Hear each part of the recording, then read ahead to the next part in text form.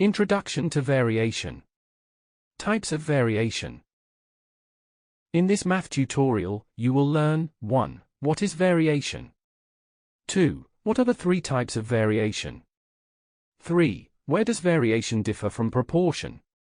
4. Where to use proportional and variation approach in graph problems. 5. What is the constant of proportionality used in variation? 6. What is the shape of the graph that illustrates direct inverse variation? 7. Which are the properties of variation? Introduction. In previous tutorials, we explained ratio, rate, and proportion. In this tutorial, we will discuss variation, a common concept encountered when dealing with proportion-related situations.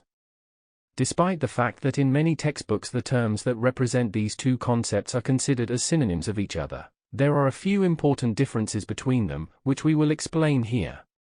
In addition, we provide many examples that depict various situations where variation is used to illustrate the theory. That is all for Introduction to Variation, Types of Variation. To start this tutorial, please watch the first lesson 4.5.1, Definition of Variation.